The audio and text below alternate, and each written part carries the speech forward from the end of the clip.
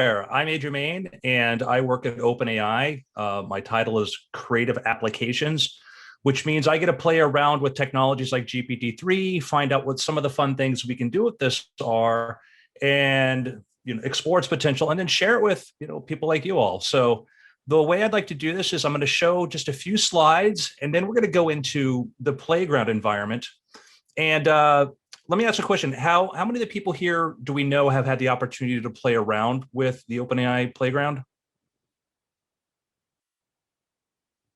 Or at all? No worries.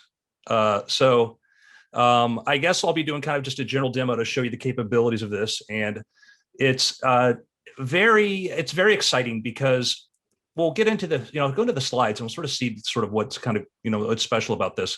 So let me go ahead and share my screen here, and let's get right there.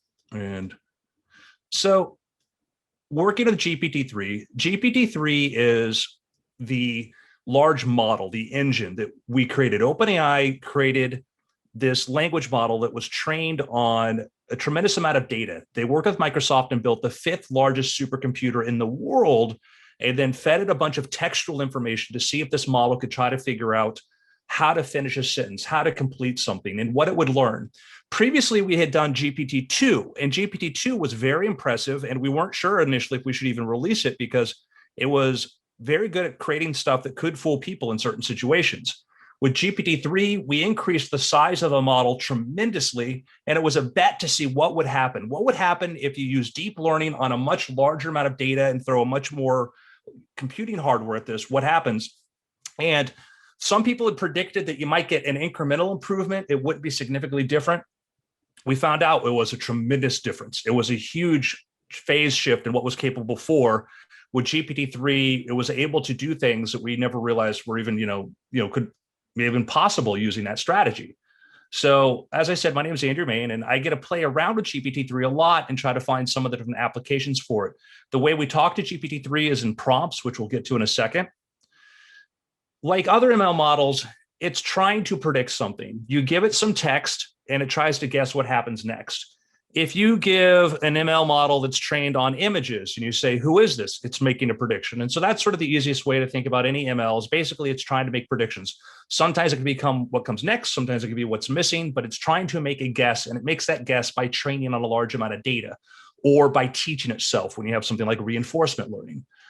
So a prompt is the text we send to GPT-3 to make a prediction about what should come next. So if I'll give you some examples and you'll see these things, but that's what we call the text. When you hear me use the term prompt, just basically it's natural language, plain language things that I tell GPT-3, and then it tries to come up with a completion. When you see the examples of what it can do, and it can do a lot, none of these were things it was told to do. There was nobody programming it how to be a chatbot or a classifier. Nobody sat down and said, let me program the system to do these things. It taught itself how to do that.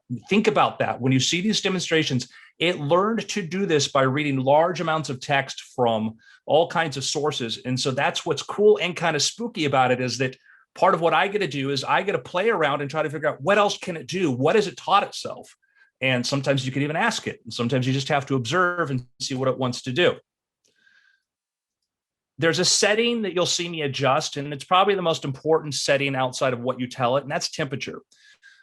As a model, it makes predictions. And what temperature does is temperature affects the randomness of the predictions. So if you give a model a sequence and you say, okay, predict what comes next, it could give you a very narrow, like, I'm pretty sure this is the best fit. But if you increase the temperature, it has a wider range of probabilities. And so you can go on different paths. And we'll see this in practice. There's another setting called top P, which is another way to sort of adjust this randomness. And that deals with sort of a different algorithm for defining, what should come next, which is based on something called nucleus sampling. A lot of the papers on this stuff, a lot of this research is only a couple years old. And that's kind of what's exciting, is that for people out there that feel like, hey, this sounds neat, but maybe this rocket's already launched, or I don't feel like I can be part of it. I was only a hobbyist a year ago. I had an interest in AI and I'd done some stuff for my own applications, but I was a person that was just pursuing it as my own sort of interest. And then playing with GPT-3 and finding its potential, I found, a place for me to come and do something really cool. For AI to be inclusive, for AI to impact the world in a positive way, we need a lot of people thinking about AI. We need as many people thinking about it from as many points of view as possible in backgrounds. So don't feel intimidated if you don't understand some of the terms that they're out. Don't feel intimidated if some of these things sound like, oh, I'm supposed to know this. Everybody kind of has to jump in at some point, and don't worry, it's possible. So when we talk about temperature when using GPT-3, low is pretty good if you want to have a specific answer. Medium is if you want some variability, like if you're building a classifier, but you want to give it maybe some room to sort of give you different, descriptions, or if you're building a summarizer, but you wanted some freedom. High is where if you're doing something creative and you just want it to go anywhere, you want to write a story and somebody steps through the door, and on the other side of the door could be their dog or it could be Narnia. That's what high is. High lets it go in just kind of crazy places.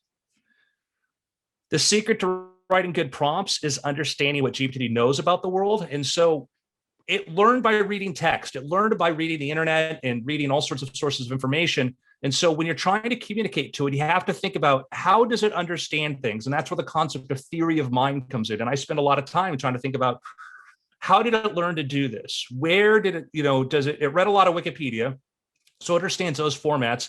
And then you'll find little magic words that you could throw at it like TLDR or tags, and GPT-3 will create these.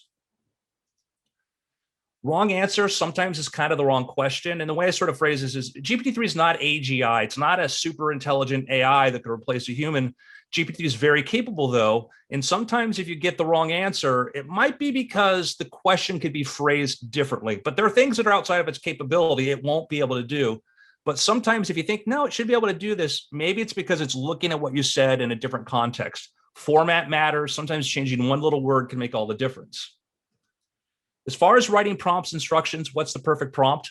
I don't know. I find prompts that I was teaching 6 months ago said this is pretty good. I found ways to improve them, different strategies for doing things. So it's ongoing, and don't take anything I say as gospel. Understand that you could play with this technology and you might find better strategies to do things. And we're learning more advanced techniques. I have, some blog posts where I talk about how to write really kind of higher level prompts where you teach GPT how to do something in one spot, reintroduce that, there, and then you get it to perform it on a task of like 30 different things all at once, which is an area I don't see enough people kind of getting into. They kind of just sort of take prompts as just simple instructions and don't play enough with, you can get it because it understands things, it can compute things, it can do a lot of cool stuff.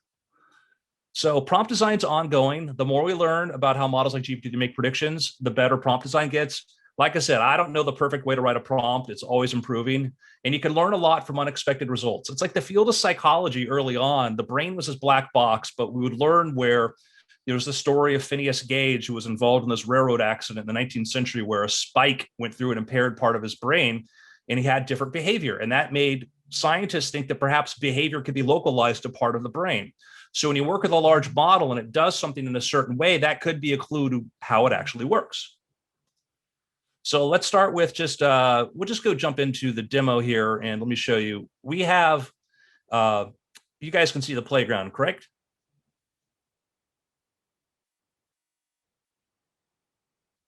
Yep.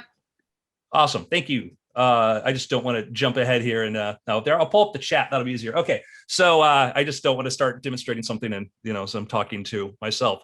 So the playground environment is a place where you can enter in text and then you can submit it to GPT-3, it'll give you a response. This uses the same API that people who build applications on top of GPT-3 use. So all it's doing is I'm going to take text, it's going to go to GPT-3, it's going to go to the endpoint there, and it's going to create a completion. There is no program here that's trying to do the different things I'm asking it to. It's literally sending the raw text to this model and the model's looking at it and then spits out a response. So let's take a look at a basic completion. I'm going to set my temperature down to 0. And remember, temperature sort of affects the randomness. The lower the temperature, the more, it's going to just sort of give you the same response every time. If I type in, let's use my favorite opening line, a long time ago, I'm going to use what's called a stop sequence, and that's basically telling it stop here. Now, remember, GPT doesn't really understand words. It takes words and it changes them to tokens, which is numbers. To any model, it's all numbers. It's all numbers. But I'll talk about words, and you hear me use tokens. A token isn't necessarily a word, but generally there's a one-to-one relationship, but sometimes a word might be a couple tokens. So if I write a long time ago and I click submit, we get in a galaxy far, far away, a young man named Luke Skywalker was thrust into the struggle of the Rebel Alliance. Okay, so opening of Star Wars. I'm going to click refresh. I'm going to ask GPT-3 to give me a response again. Take those first 4 words, and it gives me the same response. Now, you're going to get almost exactly the same response every time. If it's a little bit different, it's just because of when you're using a large computer to process stuff, you can get some variations. But I can press this over and over again. It's going to keep saying the same thing. But if I bring my temperature up and I say, you know what, when you get to each one of these words, you don't have to take the thing that's the most obvious choice. Take something that's maybe the 12th most likely response or the 15th most likely or whatever. So when I do that and I ask it to give me a completion, we got a galaxy far, far away, but you saw all of a sudden it took its own turn there. It went off in a different pathway because it said, oh, you know what, I'm going to go take a different route. We click this again, and we get, something about the shakers. Now notice here, we have a warning that comes up in the playground because with a language model, because it was trained by observing a lot of conversations from people, sometimes it says things that you don't want it to say. Sometimes it says things that aren't appropriate. And so we have this overly sensitive monitor in the playground to sort of tell you like, hey, just to be careful. And because this is referring to a religious group, et cetera, this is going to get flagged. And so you might see this come up from time to time. And when you build an application using a large model, you always want to have different forms of monitoring your output and making sure that it's doing what you want it to do, and to try to avoid anything that could be too offensive or biased or what have you. But this is a great reminder to show you that when you're working with a language model, it's telling you whatever comes to mind. And so, this is, something you want to keep in mind. And if you're looking for challenges to work on, helping language models give reliable answers to avoid biases and to give people to control objectionable material is a very worthwhile effort to pursue, because that's how we'll make them more helpful to as many people as possible. So I've set the temperature there. Let's set the temperature really high. I'm going to go to here and I'm going to click refresh. And we got I was a university student. I was still a university student, and we get completely different responses. So you can see it's doing a very simple thing, and it's just giving us a response to the text. Let me bring this back down here. Let's try a different line of text. Okay, I'm going to say major discoveries in astronomy. I'm going to get rid of the stop sequence so it won't stop on a period. So it starts writing a little essay on major discoveries in astronomy because it saw those first words and said, okay, I'll continue on this. This is the power of GPT-3 though. All I have to do is, if I get rid of that and I put 1 period, what does this look like to you? Looks like a list, right? To GPT-3, it says, oh, that's the title of a list, so I should probably be listing major discoveries in astronomy. So all of a sudden it's able to do that. And that's because it understands format and structure. I didn't say give me a list. I could say give me a list. And we have models too. We have what are called our instruct models that will be more explicit. They basically, I'll show them just a little bit. What we did with the instruct models is we have these different models with basically different capabilities, like 8 is smaller and faster, and DaVinci is the largest, most powerful one. We took DaVinci and we trained it on a bunch of requests that people wanted. So I can say, make a list of astronomy discoveries. Okay. And it starts making a list just like that, because that model instruct was trained, how to basically figure out what somebody wants. But we'll just play around with DaVinci, which is a little more freeform, but it'll help you understand sort of structure and format. So we saw that it can do that. Now, GPT-3 is a language model. And what a language model means is it lives in the world of words. You can do a little bit of math. It can do a little bit of things because it's basically memorized stuff. But that's one of the things to keep in mind with it, is that sometimes you use GPT-3 inside of another application and take advantage of its capabilities, but it is really capable. And I'll give you an example. How much can it handle? I've got 200 names here, and I'm going to tell GPT-3, call it say memory test, remember who is number 197, okay? And I may have to fiddle with the settings to get it right for it to give me the right response, but once we have the setting right, I'll do it every time. So I say, okay, I ask at the top, remember who is 197. It's going to go through this list, and I'm going to put in a stop sequence here, and I'll show you one in a second. And the stop sequence, again, is telling it stop here. And this is too high of a temperature because that's clearly not who is 197. Okay, 197, Evelyn Wall. Remember, that's what that temperature did. It's a great example. Set it too high. It's like, I know what you want, but I'm going to give you my own answer. Set at the right point, then it does what you want. So 197 is Evelyn Wall. Okay, so it's able to look through this entire list and figure out who that is. Let's get rid of the stop sequence, though, and let's ask that question again and watch what it keeps doing. It starts repeating everybody after there and then continues on adding names to it. So it's able to be creative about this. But if I said, let's see if we started at 101 and let's go back up there and say, remember who's at number 101.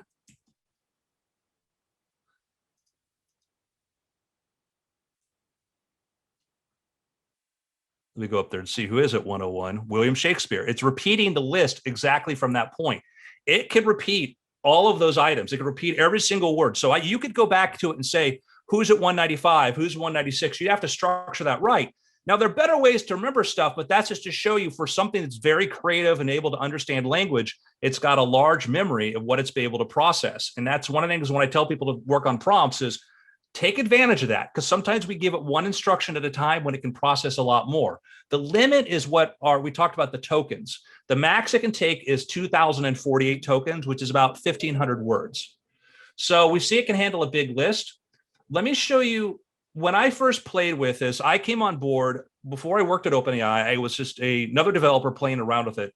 And I was just like, a kid at Christmas. I was spent every day, all day long, playing around with it, seeing what could it do.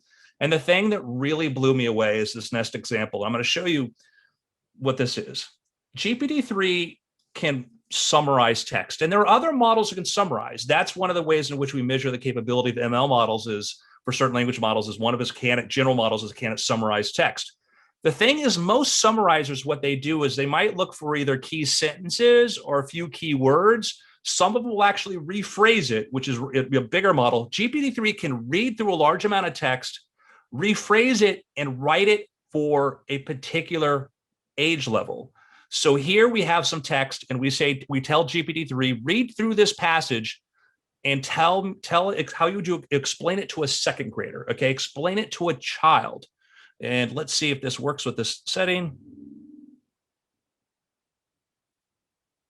And it says Jupiter is a big planet. It's very big. It's much bigger than all the other planets in the solar system put together. Okay, so that's explaining it to a kid. Now think about what's going on.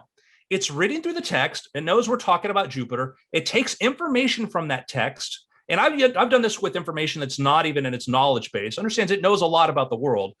And it goes through there and says, okay, this is how it's simplified. And also it has a kind of an understanding of like what it means to explain something to what a second grader is. It knows that's a kid. And that's a very powerful thing. If I just ask it to, explain it to an adult, it would give me a little bit more technical. So think about what you can do with an application or the ability to take a large amount of information and synthesize it. So much of our daily life is filled with all this information coming at us, and it's very hard to keep on top of it. Now we have AI systems that can summarize that and keep it simple. Now, I mentioned before the idea of magic words. Magic words are little things that we discovered that GPT-3 understands how to do a thing. So this is one of the simplest prompts there is. I just take this text up here, which is the Wikipedia entry on Jupiter, and now I'm going to write TLDR. And we get right here, notice that Jupiter's fifth planet from the sun and larger in the solar system. It's rephrased this, Jupiter's fifth planet from the sun. It's a gas giant. It's condensed this into basically what it thinks is the simplest way to explain it.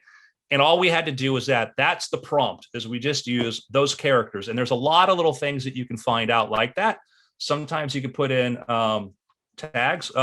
Great question. How will temperature affect the TLDR? We'll take that in a second. And notice here that it starts writing tags that are completely unrelated there. So we'll lower the temperature. And this is going off in some weird tangent there because it doesn't want to do that, because it probably feels like this is, if I go, if I use something though that's more particular to it, let's use categories, and that's finding the right ones. Astronomy, all of a sudden, that's the magic word here to help us figure out what this is. So how would the temperature affect the TLDR? Let's give it a shot. Let's see what happens if we take the TLDR and we try it with one. We'll go to a really low temperature.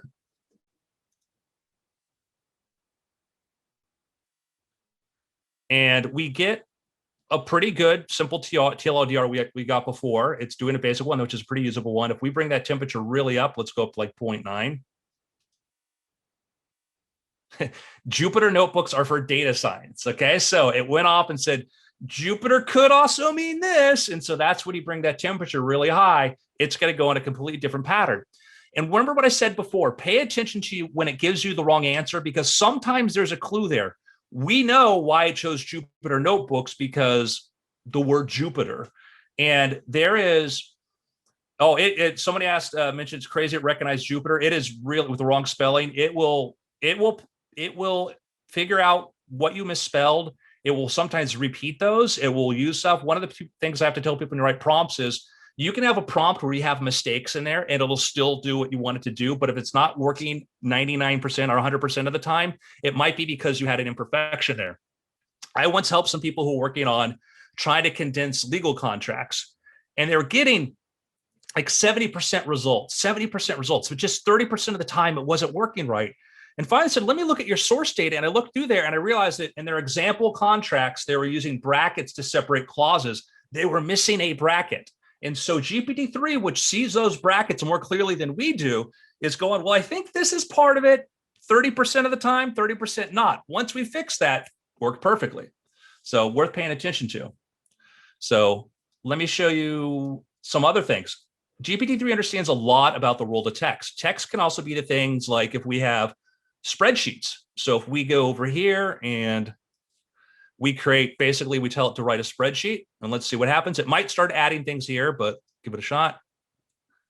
And it starts creating basically a spreadsheet for these different movies. So if I just give it, if I go, let's just do a spreadsheet and I show it an example first and I say Star Wars. Actually, let's do it. All right. Star Wars, and then we'll do that pipe, and I put 1977, the year of release. It starts adding other movies like this. Now, I could take this right now, copy this into a text file, put little .csv on it, and import it as pipe separated, as a pipe separated spreadsheet. It'll take that data just like this. It's capable of doing this. Sometimes when I'm lazy and I've got to generate data now, I'll go use one of these models and I'll just create fake names or whatever I need to do. It's that powerful. So let me show you something kind of really cool though, okay? Remember how we talked about how it just learned how to do things just by reading text? We never had to teach it these things, it learned itself. If I ask it, if I put Q, which anybody sees this, sees, okay, question, what is the height the height of the Empire? I have my keyboard off to the side here, but I'm normally a bad typist anyways. State building. Okay. And then I put A, and I'm going to put in a stop sequence telling it just don't keep going, because remember, it likes to keep going. What is the height of the Empire State Building? Okay. Which that was true at one point, but we got a really high temperature there. So if we go again, okay, it gives us the right answer, 1,250 feet tall. We never taught it how to play question and answer. We never did that. It just learned that, okay? If I go, Andrew, what is your greatest invention? And I say, Ben Franklin, okay? My greatest advice to remove the cat from the bag, okay? That's a very Franklin. So if we bring the temperature a little bit higher, Franklin, electricity. So it knows we're talking about Ben Franklin, and you can have conversations where it'll pretend to be Ben Franklin. If we ask Thomas Edison,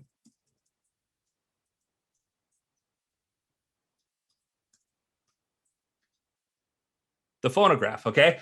It learned how to emulate points of view of people. You say you're talking to Tom, and I didn't even get it. What did I do? I got that wrong. I said Tom Edison. But it knew, like, all right, idiot, I know who you mean, and I'll give you the right answer. So it's able to emulate people. It can also emulate if we want a chat bot. You could build a chat bot to talk about a specific topic. So let's build a music bot that will answer questions about music. Now, the normal way you might do this is you could put user, give it some examples to show this. So I'll have a user, and then I'll say, who wrote Staying Alive? Bee Gees. Okay. I'll use this separator. You'll see this used a lot to separate examples. the triple pound sign, the reason this works is in the world of copy editing and let's say press releases, you often use this to separate from your main content. So GPT-3 learned this. We did not program this into it. It just figured out this is a good separator. You can use other separators. And I see people will use triple quote marks like you use in code. This works pretty well. I tend to stick to sort of more things from the world of print, but I don't have any evidence to say that this is, right or wrong. So who wrote the song Believer? And then we'll say music about again. And I'm going to put in a return sequence there. So let's see if it gets this right.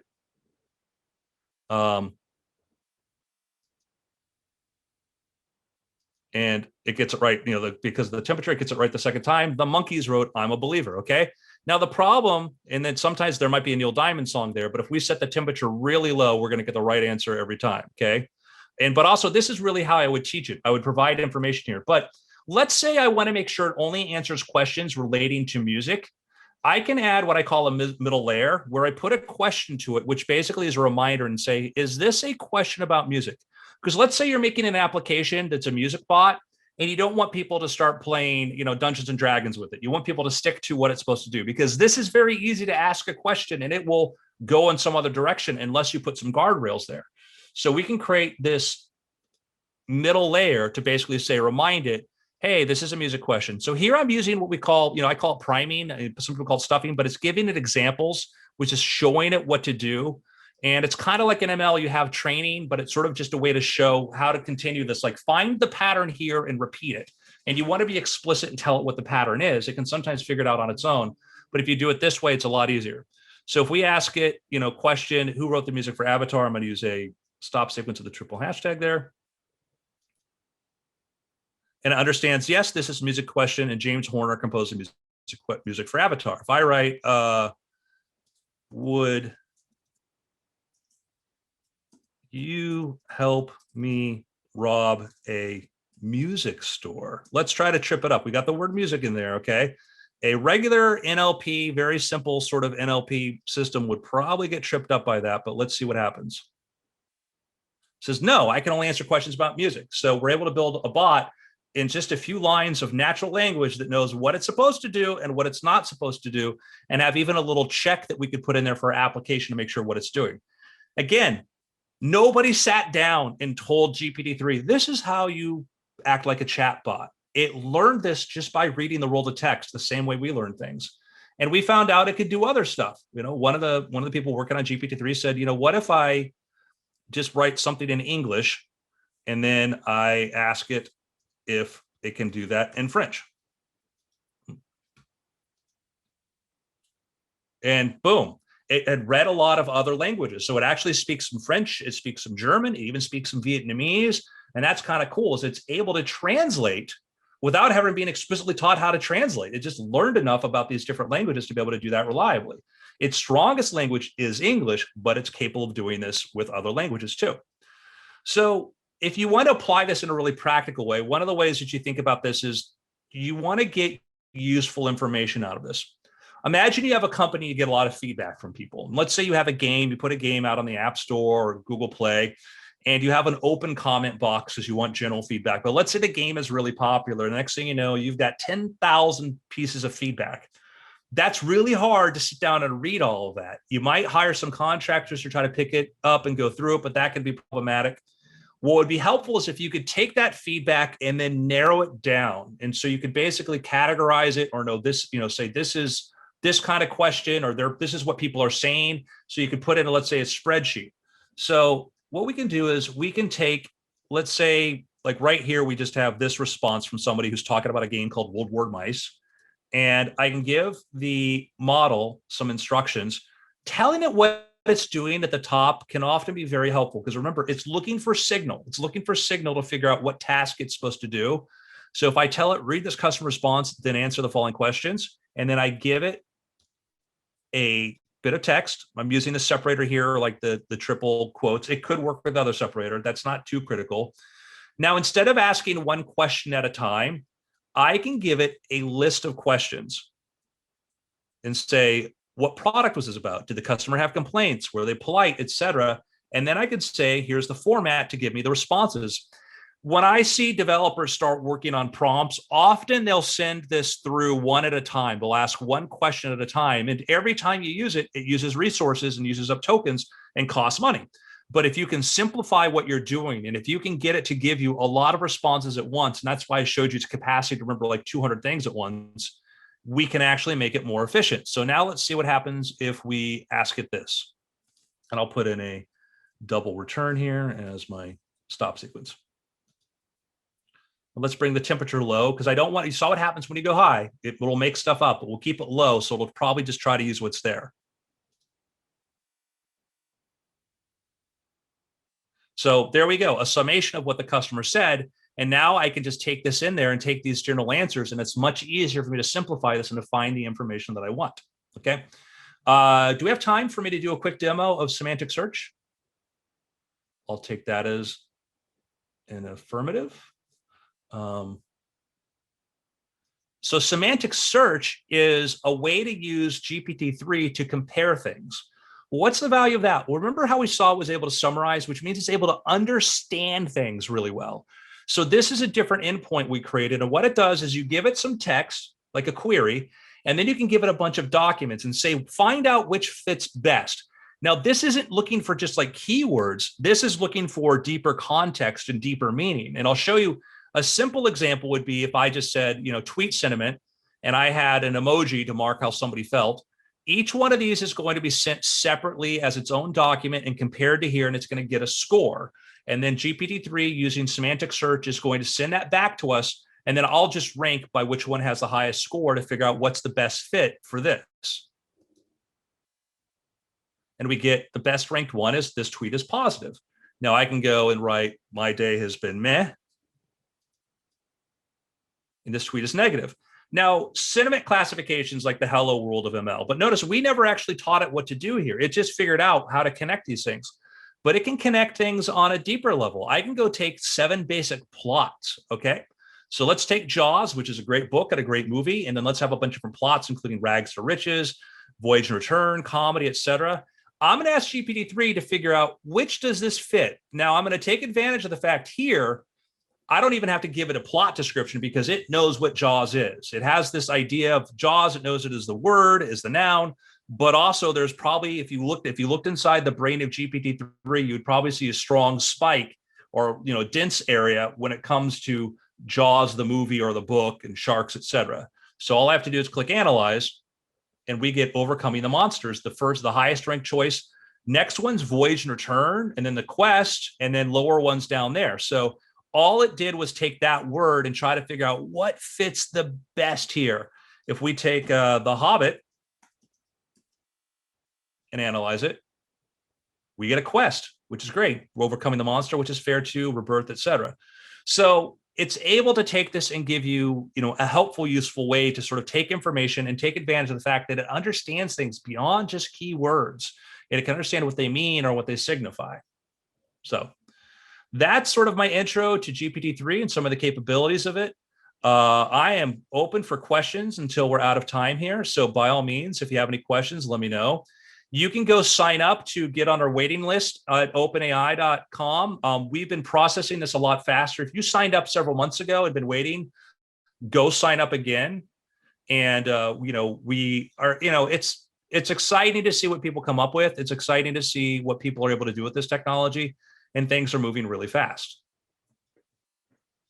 And my advice is, even if it seems, we've got documentation, we've got stuff explaining how to do it, like start playing around with it. Just start seeing the capabilities of it. And it's very, very easy, to find your own sort of path for it. We're going to be working with models like this more and more in the future. And now's a great chance to get onto it. What are some cool applications of GPT-3 that you've seen? One of the things that was really cool early on was to see people doing things with it that we didn't even think that it could do. And one of them was like writing HTML or writing React components. Then we've had people doing things like, taking that a little bit more beyond that and finding out, one of the things from a coding point of view that was really, somebody was using it to write like AWS bucket policies. That personally this impressed me the most because it was just like, that's a pain. And you think about, sometimes we try to think of the really high level things. Like I built, before I worked with OpenAI, I built a demo application that was showcased when we launched called AI Channels. And I built a really fun conversational system that was able to do interactive stories. And what struck me was how real the people seemed. If I had, two college students that were investigating some sort of mystery, the conversation back and forth, and you may have seen people doing kind of creative writing, which I think it's getting there. And you're going to need probably bigger models to do really compelling writing. But for dialogue, it's incredible. It is really incredible. And I've had it come up with quotes and things that nobody ever said that I would have sworn somebody had to have made this up. So how do you determine good features for GPT-3? Rice, if you want to kind of clarify what you mean by that, I could probably give you a better answer. Errol says, would this be free for students if you have how many API calls can be made per day per month? Everybody, when you sign up, you get a certain number of tokens, and I don't remember how many tokens it is, but you do get a free usage amount to play with it at first. And so is it free? Yeah. So, I mean, it's basically anybody who gets through, we're able to, bring on board, able to get access to it. Yeah. Is there any chance you'll get it in time for the hackathon yet? I don't know. I don't know. I don't know I don't handle that part of it with OpenAI as far as that.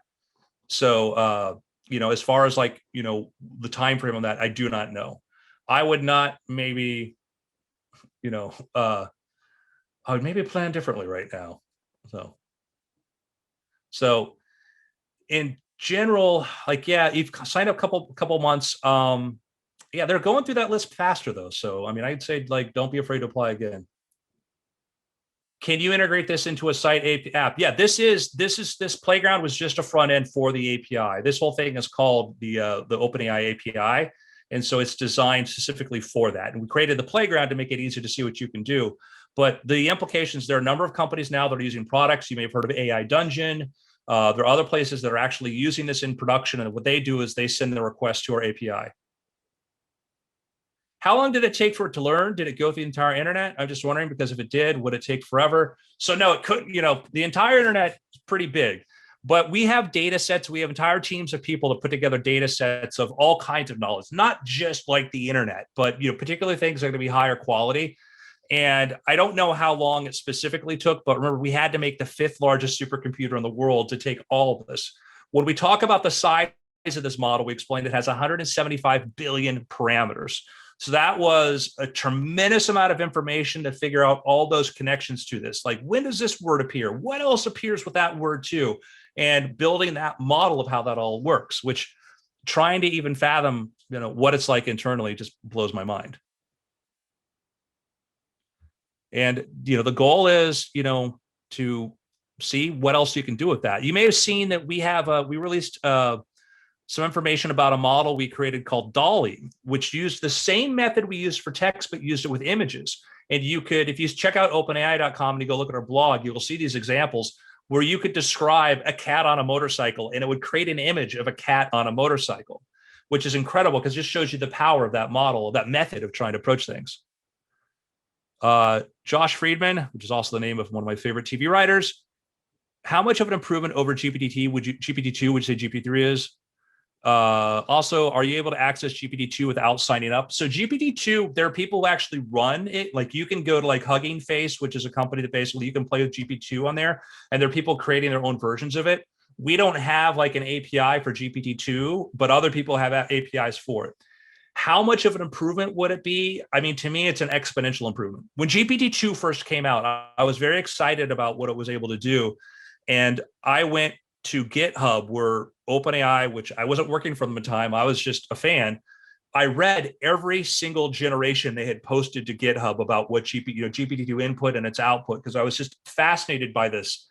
And that gave me kind of an understanding sort of the way that thought. And so when GPT-3 came out, I started doing the same thing. And there were things when GPT-2 was announced, when GPT was revealed and people saw it, there were prominent computer scientists who said, this is cool, but it will never be able to do X. And we're very specific about things it won't, another model would not be able to do. And I remember seeing one specific list, and GPT-3, I personally said, let me go see if it could do all these things, as other people did. And it could do every single one of those things that somebody said, it won't be able to reason like this. It won't be able to do like this. Now people say, well, it can do those things, but it won't be able to do that. But I noticed the predictions about what this sort of framework or this approach can do are getting a little bit more nebulous. People aren't eager to make specific predictions about what it can't do because GPT-3 was, I think, a lot of eating crow for some people because it was actually just amazingly how capable it was. So I'm curious to know, like, how many of you are studying computer science, or excuse me, how many of you are actually, I mean, are you all studying computer science? How many of you are into ML and AI, or how many of you into sort of other areas? It's just kind of interesting for me. Are there any categories that GPT-3 is still learning about? How do you predict GPT-3 will evolve in the future? Well, part of it is to take this idea that made GPT-2 possible and GPT-3 possible, and then to expand on that. So you saw, like I mentioned, like DALL-E is really fascinating, which I highly recommend, you check that out, because this was the idea of being able to use text and images. And so the idea is it's able to understand two things. So you could basically take some text input, and all of a sudden it was able to give you, something else. And we watched with DALL-E, which I'll go ahead and share the screen here so you can see what this is. You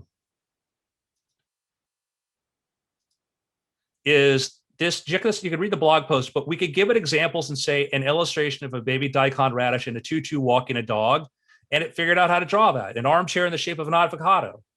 That image doesn't exist anywhere on the internet, but it was able to do it. And that was the power of this. A storefront that has the word OpenAI on it. Now, what we know is the more you train it, the more data you give it, the better it gets at stuff. And that's what was really fascinating about GPT-2 to GPT-3 was it wasn't just an incremental thing, it was big. And we're seeing the same sort of thing here. You give this an image and tell it to make an image of like a cat. It's able to just take that and be able to do it. Again, it wasn't taught how to do any one of these things. It learned by observing just the relationship between text and images, okay? This is telling it to do close-ups of capybaras in fields. These don't exist. It just made this up. It generated all these images, which you've probably seen with, GANs and stuff like this. But here you tell it to generate, we start off with a bit of a little photo there, and it's able to complete that and sort of add to it. My favorite was the one, I was like, can it do comic books? And we found out that it could do a couple panels. It's not perfect, but was able to understand what a comic book panel was. There's a lot of great examples to sort of take a look at through there and to sort of see what, that can do just in the language, in the image space. So as far as places GPT is still learning about, it's fixed right now. Like we built this model, but then we created a couple versions of it, the instruct versions. So you can give it, you have a thing called fine tuning where you could say, hey, let's teach it something really, about a specific area or domain. And then you could get it, you could train it on that. So that's a thing that's, an interesting sort of area to be able to do that with. Since prompts can vary differently, lists, paragraphs, dialogues, I assume that GPT has different language models that it uses. So how does OpenAI go about determining features to create these models? Well, remember, GPT-3 is one. When you use DaVinci, which is the largest model, that is it. It is not interpreting. When I send that text to it, it's not going through some NLP parser. It's not going through a GPT-2. It's not going through something else, some transformer. It's going to just the GPT-3 model. That model is doing everything. Text in, text out. It looked at that text. It figured out that was a list because I gave it a list, okay? There was no program before that interpreted. Nobody programmed this in there. It is literally reading this text and saying, this is a list and this is what you want. So as far as creating other models, like to expand the capabilities, part of it is figuring out like where the need, what do we want to do? We knew images would be interesting, so we built DALL-E. So that was sort of an area there. Instruct came about because prompt design can be tricky. And we wanted to figure out an easier way for people to not have to figure out the little form and say, well, if it already knows what a list is, and this is, can we just train it to say, give me a list of this or perform this task? So the goal is to just give it as simple instructions as possible and have it do what you want and not have to give it sort of a formed prompt. Esme asks, how do you think this will affect things like education or the creative field, especially because it could write essays or generate content on its own? So great question. My background is, I come from an entertainment background. Like, I've done television magic. I had my own Shark Week special 2 years ago where I swam with great white sharks. I come from that field, that entertainment creative space, and I'm known mostly now as a novelist. I write a couple novels a year, and I was very interested in like, where's the intersection between this and that? And at what point will AI replace me as a novelist? Which I believe probably sooner than people think, an AI will be able to write a better novel than I can. I really believe that. And even though maybe I don't want that to be the case, I think that's where it's going to go. But I'm actually excited because then it gives us the power to build on a bigger level. And I think that you have to think of these things as enhancers. One person, when I write a book, I have, forgetting the economics of my age and everything else like this, I send that book to a developmental editor, my editor and my publisher and everybody. I have several people go in, help me spot mistakes, help me fix my grammar, point out that I forgot this character's name there and this. There's a lot of these things that takes to do a really good novel. Either takes an incredible amount of your time or a team of people. Like this is a book I have coming out where I'm in the process of, I just finished editing this one, but to get this book from my head out into the world took a lot of hands on it. Now imagine a world where I could collaborate with a tool that's able to create a much more finished form. That would be great as a creative. It also means that the people that work with me on that book, we could do things on a bigger level. Instead of just writing books, that same team of people that helps me bring that book to the world, we could maybe make a TV series. We could maybe make an audio drama. We could maybe make much bigger content using these kinds of tools. So that's the thing to think about, is these things can enhance. You watched me type. You saw how lazy of a typist I am. Imagine me trying to write without a word processor. Imagine me trying to write with an old-fashioned typewriter. Okay, I would probably pull my hair out.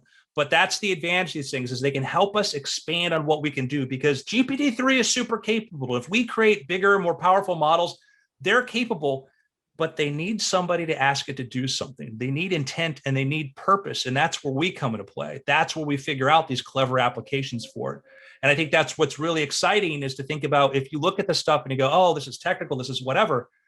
The idea of a computer, existed before the 20th century. And even then, computers sat around in the computing department at universities for a decade before other people found them and started doing really amazing things with them. And that's one thing to think about, is you can have that capability here. We playing around to the side, trying to create these engines and creating these models, we don't see all the potential. That comes into play when people like you go out there and play with this stuff and experiment. So the potential is exciting. And again, you can see I'm very energized by this, because on one hand, as a creative, like, oh, it could do what I do. But the other hand, like, no, me plus this is going to be really awesome. And things for like education, I think it's going to make self-learning a lot easier. I think it's going to help educators. It's one of the things where if we can focus more on the things that we enjoy doing and less on the mundane tasks, then we do a lot more of what we love. So I don't know if we have any other questions, and I don't know if we're where we are on time. I'm happy to keep talking, by the way. I enjoy this. As you can see, I'm very enthusiastic about this, because what's rewarding to me is, one day on my Twitter stream, all of a sudden something might pop up where somebody created something really clever, and it surprises me. And I love that bit of delight. Okay, so good question. Wants to know, sorry, I think this might have gotten buried in the chat. Behind the scenes, how much math do these models use? What would you say to you're choosing between math and computer science? So it depends upon what you want to do. When it comes to, there is a lot of math that goes into building these models and trying to figure these things out. But there's also, you can do other areas. Like I don't work for OpenAI because of my abilities with math. I work here because of my ability to sit down and start talking to these things and see what they're capable of doing. Which, if I was too much in the math space and I'm more in the language space, which is great because I'm a person who loves AI and has played around with ML, but I function a lot in the world of language when it comes to things I create and produce and working and writing. That's where I'm able to contribute. So I would say is take something that you love or you're interested in, and I think it could help a lot. To work and build models, you certainly need to have a really good understanding of math. I mean, this is, I can remember when I was a kid reading an article in a science magazine, which probably may have not been the most aware, but talking about tensors as if tensors were these abstract concepts in mathematics that only a few people in the world understood how to do them. Well, when you start doing basic ML, you start, tensors is what you learn on the first day and try to understand. And those concepts, a lot of these concepts, they seem really hard, but they're actually not once you have the right frame of reference. And what's beautiful about ML and learning math and doing this with it is you're hands-on. You go take a course in this, and next thing you know, you can open up a Python notebook and start getting into, TensorFlow or one of these other models, PyTorch, et cetera, and start doing things and seeing them happen and learning instead of just reading at an abstract level. So I wouldn't let that frighten you. I mean, not that I think that you are, but I would just think about what your interest level is. You can contribute a lot and you don't have to be an expert mathematician. You can learn enough to get by. You're going to have to pick up calculus and a lot of other stuff. I had the last several years, I had to learn a lot more of that I never needed before. I knew basic geometry and, algebra because I used to make magic props. But when I wanted to get into training my own models, then I had to learn a bit more of that. But I just think choose what you're really interested in. That's my long-winded answer. And I would say that too, is that we need more people who are generalists. We need more people who are generalists who understand this and then start looking for applications for it. I talk a lot to people who work for companies who have great backgrounds in computer science and ML, and they're still not sure how to write a prompt. They're still kind of unsure because to them, they're expecting sort of a traditional machine learning method. They're still thinking that, okay, this is the training thing. This is the head I put on top, or this is it. And I have to explain, like, no, imagine this, the box. This is figuring out how to talk to the box. You can go look at the embeddings. You can go look at the tokens. You can look at the, all these different math things and try to figure out what it's giving you. But really you have to figure out, is this, you have to think of it in a language space. So, any of you looking to get started, there's a lot of great stuff online. There's a lot of great tutorials. Like, we live in this golden age of easy to acquire information. I never took any sort of, I never went to school to learn artificial intelligence or machine learning. I got deeply interested into it a couple of years ago. I mentioned before I did this shark stunt where I built a suit to make myself invisible underwater and swim with great white sharks. There are probably smarter ways to have done that. But one of the things I wanted to do was build a system so when I was underwater, I could be aware of when sharks were around me. So I took this 360-degree camera, opened up a course on image recognition, and just started playing around with it and started learning how to build image recognition models. Had to figure out how do I do, and I didn't know, I knew there was a thing, but I didn't know the word for it, but I had to figure out how do I take this video feed and break it down into smaller boxes to figure out where the sharks are so I can use the recognizer, which is image segmentation. And you just don't know where things will take you. You just start following your own path. And I didn't wait for an invitation. I didn't wait to go to college to go study this. I mean, as a kid, I loved chatbots. As a kid, I loved programming in BASIC and making chatbots. And years later, as a grown-up kid, I get to play with this stuff. But just get out there, play. Don't wait for permission. And that concludes that part of my TED Talk. Still, any more questions, please feel free. And if you want to follow me on Twitter too, like, I'm happy to try to answer a question there. What are some of my books? Okay. Really, this is about OpenAI and the GPT-3, but that's one of my more recent books. That just got nominated for the Thriller Award. So I write a series which you might be interested in called The Naturalist. The first book's The Naturalist, and it's about a computational scientist who hunts serial killers. He's a computational biologist, excuse me. And that's actually kind of when I just started taking some of my knowledge and put it in there. So, but yeah, again, like I said, I mean, if anything, like, yeah, I write novels. I still write 2 novels a year, and I play in this space and work here. And I think that what helped me a lot was having a background in language and trying to think a lot about how to explain things and how do you do that. And it was just really, a wonderful coincidence that at the same time that my interest in AI was getting, really strong, that we started building really sophisticated language models. And so all of a sudden I could be like, okay, I don't have to do the really complex math to try to build this system. I can take my understanding of language and figure out how to use them. So, but yeah, if you want to ask me questions, at Andrew Mayne on Twitter, easiest way. I'm happy to sort of answer stuff about that, when it comes to general, stuff about AI, et cetera, by all means, go to openai.com, take a look at our blog, take a look at some of the different things we're doing. And if this is something you think you might want to do for a living, we're always looking for clever people. We're always looking for people who are, interested in AI and want to try to make something really neat. So yeah, we need all kinds of minds working on these things. We need all kinds of people thinking about this thing. We all know AI is going to get bigger and bigger. It's not going to get smaller. And we're either going to be people who are going to watch as it happens, or we're going to be people helping shape it. And part of the vision of OpenAI is we want to create safe AI. We want to create AGR. Our goal is to create a artificial general intelligence. That is an AI that is, is capable or more as a person.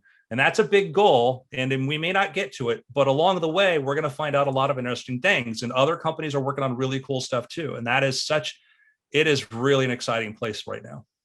So anyhow, thank you all.